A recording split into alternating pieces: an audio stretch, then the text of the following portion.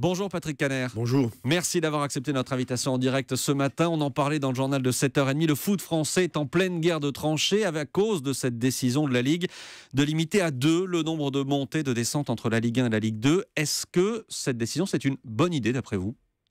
Tout d'abord, nous sommes en face d'une crise de gouvernance dans le football français.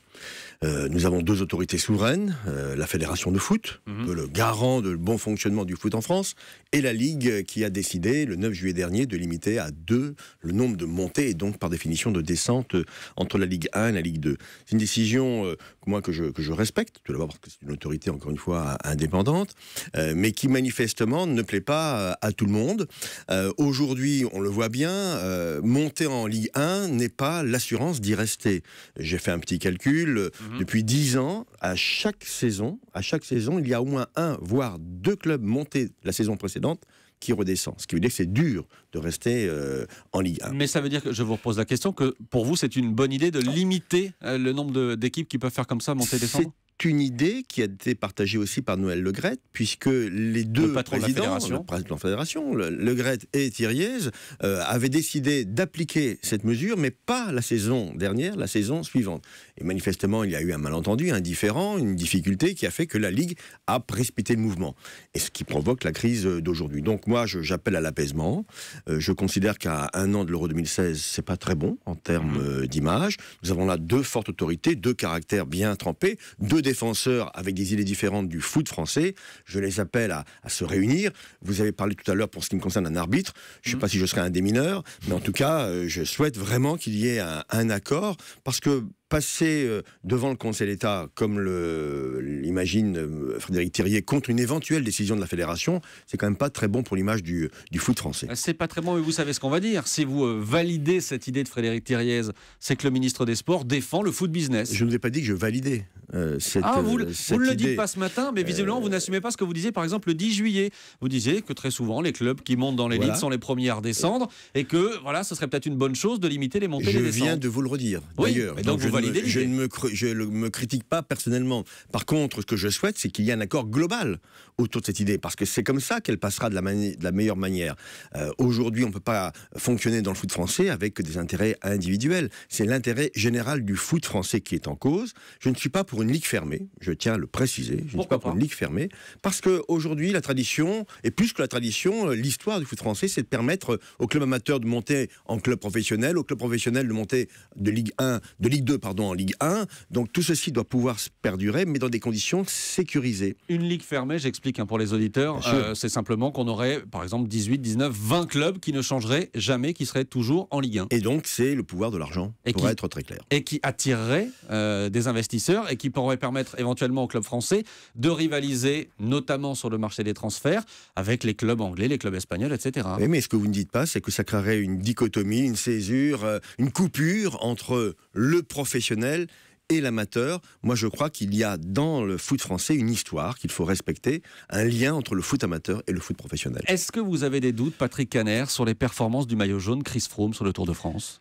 Les doutes ont été émis.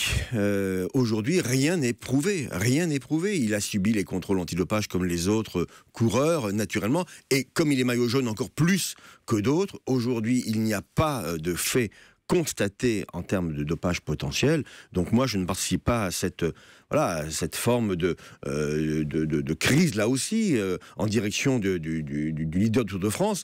Finalement, c'est parce qu'il a été peut-être trop bon trop tôt, qu'on lui reproche d'avoir été trop bon trop tôt, et qu'il aurait, entre guillemets, ça a été utilisé comme expression, tué le Tour de France. Mais ça veut dire que vous arrivez à regarder une étape du Tour sans arrière-pensée ? Sans vous dire peut-être que...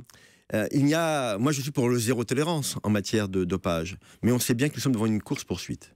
Et que, entre guillemets, les dopeurs, les corrupteurs, en l'occurrence, vont parfois plus vite en termes techniques que les contrôles antidopage que je peux porter en tant que structure de tutelle de l'Agence française de lutte contre le dopage, qui fait un excellent boulot.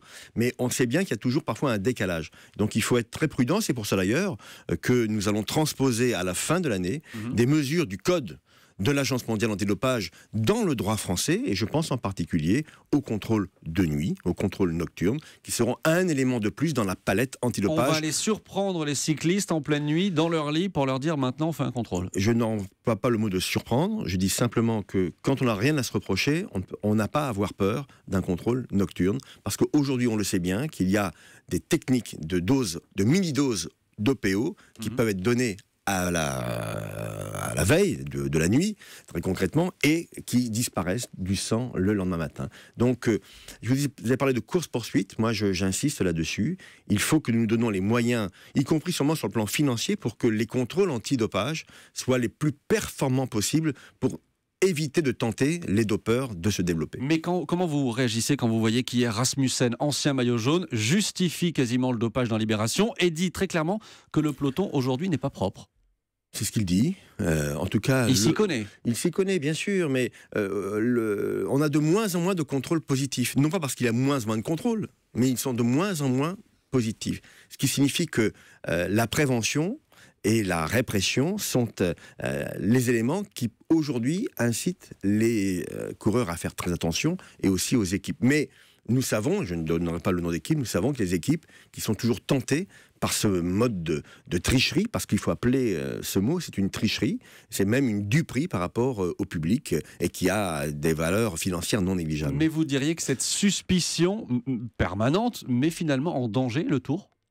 Mais le dopage est une suspicion permanente dans tous les sports. Aujourd'hui, la quête de la performance systématique. Le Tour aujourd'hui fonctionne très bien. Il fonctionne bien mieux qu'il ne fonctionnait précédemment. Et moi, je tiens à saluer tous les organisateurs du Tour qui font de cet événement le 3e ou le 4e événement le plus suivi au monde sur le plan télévisuel. Donc, ne nous mettons pas une balle dans le pied. C'est aussi l'honneur de la France de pouvoir organiser de telles manifestations qui, d'ailleurs, je tiens à vous le dire, s'exportent, y compris par exemple chez nos amis japonais. Alors, vous dites la France, quand on regarde le classement général, le premier français Barguil, il est 10e. La première équipe française est 6e.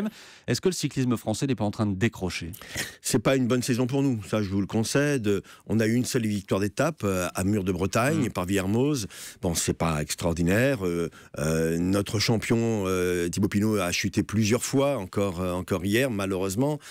L'année dernière, nous avions 2 Français sur le podium. Cette année, je crois malheureusement qu'on n'en aura pas, sauf vraiment évolution dans les dernières étapes des Alpes. Je le regrette. Ça signifie peut-être qu'il faut se remettre en question. Moi, j'ai rencontré par exemple Stéphane Pallès, qui est la nouvelle directrice de la fédération de la FDJ, française des Jeux, qui, je sais, a envie de mettre plus de moyens pour avoir les meilleurs coureurs, pour pouvoir être au top niveau. Quand vous voyez le budget de Sky, on a compris que... C'est 5 fois les budgets français. Voilà, on n'est pas à la hauteur aujourd'hui. Vous avez une autre casquette, Patrick Caner, vous êtes ministre de la Jeunesse, vous avez lancé une campagne pour redorer le blason des colonies de vacances, qui sont de moins en moins à la mode. Comment vous comptez déringardiser les colos ? Le mot de colonie de vacances peut paraître désuet. Nous avons aujourd'hui 1 300 000 enfants qui fréquentent les colonies de vacances. Ils étaient 1,5 million il y a encore 2 ou 3 ans. Je pense qu'il faut aujourd'hui ramener les colonies de vacances sur un nouveau trend, comme on dit, un nouveau rythme, des colonies plus citoyennes, des colonies plus respectueuses du développement durable, avec un projet pédagogique plus intéressant. Il faut éviter que les belles colonies soient réservées aux classes supérieures et les colonies occupationnelles. La garderie.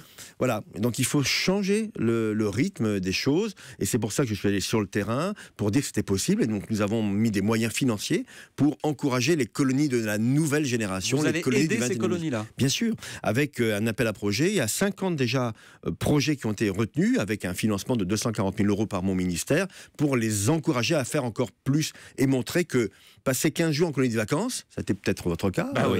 Voilà, eh bien on en sort émancipé, plus autonome, plus ouvert sur les autres.